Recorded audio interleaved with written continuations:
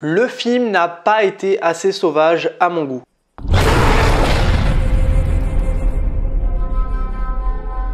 Hey, what's up YouTube, j'espère que vous allez bien. On se retrouve aujourd'hui pour une toute nouvelle vidéo et surtout une toute nouvelle critique.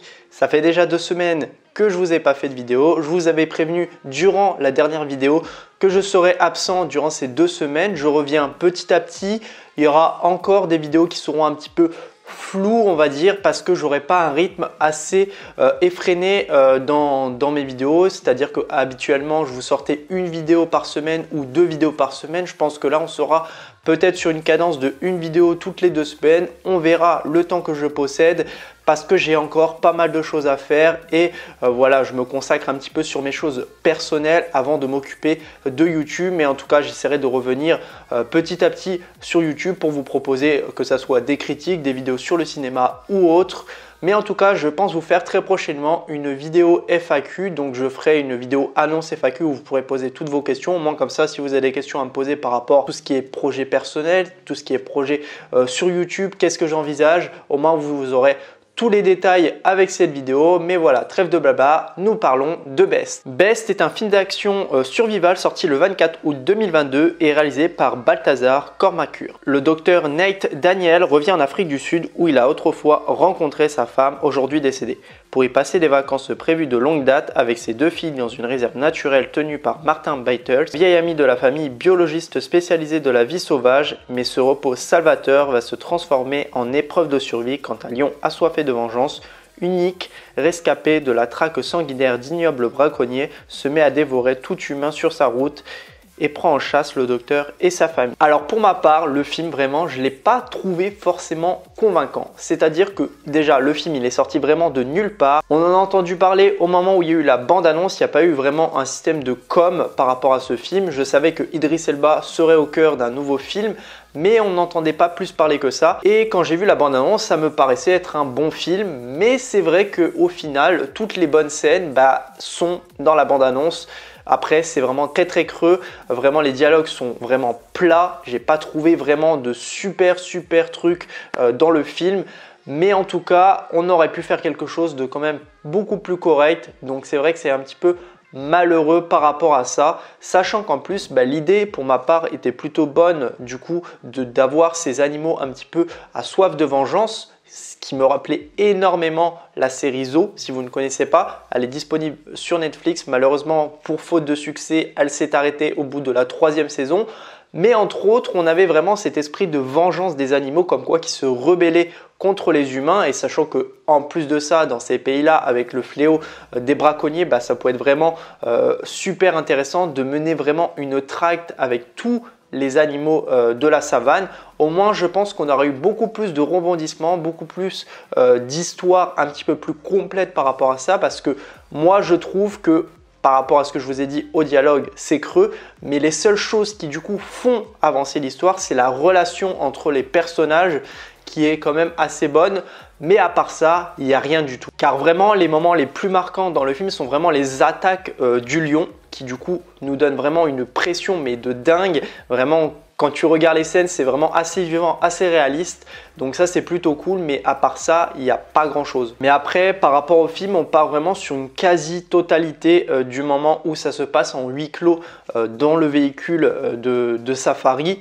Où vraiment là on n'a que des dialogues plats, il ne se passe absolument rien. C'est vraiment là je me suis dit waouh, je suis en train de regarder un film qui dure déjà pas très longtemps parce qu'on a vraiment plus l'habitude de regarder des films qui durent 1h30 et les 1h30 où on nous passe au moins 30 minutes dans un véhicule où il n'y a rien qui se passe, où il y a vraiment cette part de relation avec les personnages qui est bien, mais c'est pas non plus exceptionnel parce que vraiment les dialogues ne font pas forcément avancer l'histoire et c'est vraiment assez creux, assez fade dans ce système-là. En plus de ça, on a à peu près une 20aine de minutes du film où ça se passe dans le noir et vraiment je trouve que les caméras ne suivent absolument pas. Vraiment, pour l'avoir vu, on est dans une salle de cinéma, il fait noir, de base on devrait voir vraiment tous les détails et moi j'ai trouvé qu'il y avait quand même pas mal de zones d'ombre par rapport au niveau des caméras et on voyait vraiment rien et ça c'était extrêmement dommage. C'est à dire que vraiment les 20 minutes où ça se passe dans la nuit, bah j'ai pas trouvé ça super fou parce qu'on n'a pas pu vivre vraiment l'expérience de la nuit comme ça aurait pu être vraiment avec cet endroit un petit peu hostile où ils sont vraiment livrés à eux-mêmes. Ça nous a pas permis d'avoir vraiment ce moment vraiment hostile par rapport à cela et ça c'est vraiment dommage. Bon, avant de passer au point positif, oui il y en a quelques-uns. On va parler vraiment des personnages. Les personnages, je les ai pas trouvés forcément hyper attachants, ça c'est dommage.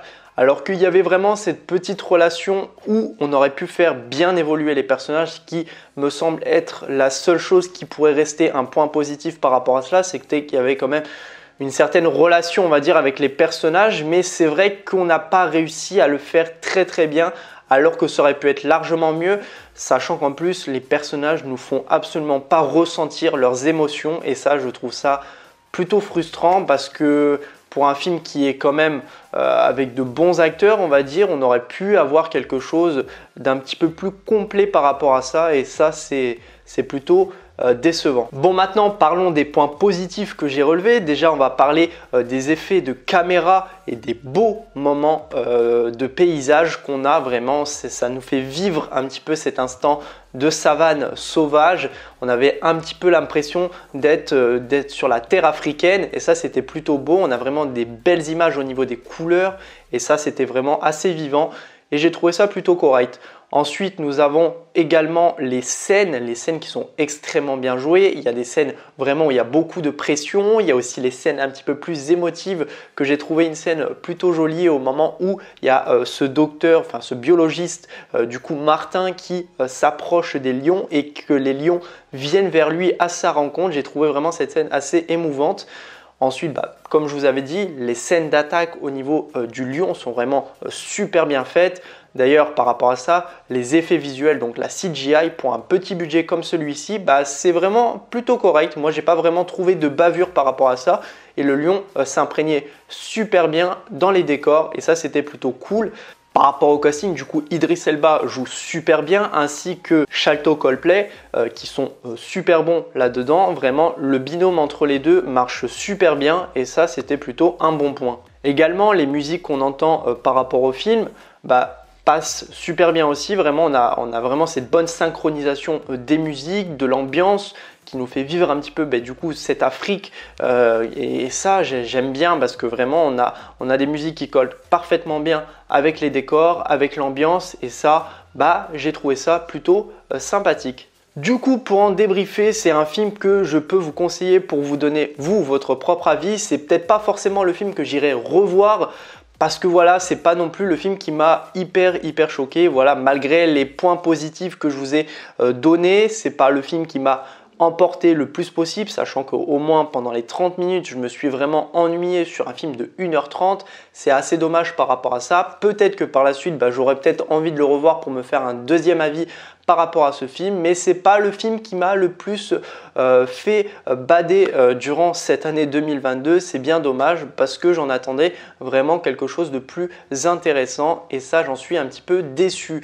Donc voilà, dites-moi vous dans les commentaires si vous avez vu le film, qu'est-ce que vous en avez pensé, dites-moi tout ça, ça m'intéresse énormément. N'hésitez pas à liker la vidéo, à la commenter, à la partager. On se retrouve très prochainement pour une toute nouvelle vidéo. Allez, salut tout le monde, peace!